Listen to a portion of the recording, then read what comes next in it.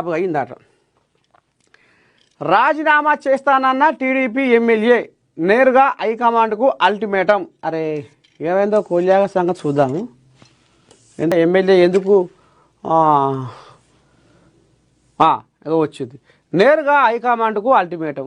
నెల్లూరు జిల్లాలో గూడూరు నియోజకవర్గమును కలపాల్సిందేనని, తిరుపతి నుండి తొలగించాలని TDP MLA Pasham Sunil demand చేశారు.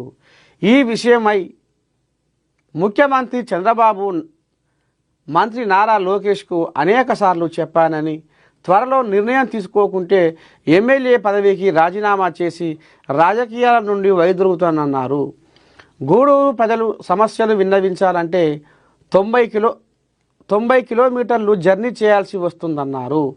ప్రజల ఇబ్బందులను ప్రభుత్వం పరిగణనలోకి తీసుకోవాలన్నారు. ఓహో ఇదా, అంటే జనాల కోసం, జనాల తిప్పల పడుతున్నారు. ఇదేంది, ఆ గూడూరు సమస్యలు విన్నవించాలంటే 90 కిలోమీటర్లు జర్నీ చేయవలసి వస్తుందంట ప్రయాణం. అంటే నెల్లూరు జిల్లాలో గూడూరు నియోజకవర్గంను కలపాల్సిందే అని, ఈ రకంగా అది తిరుపతి నుంచి తొలగించాలని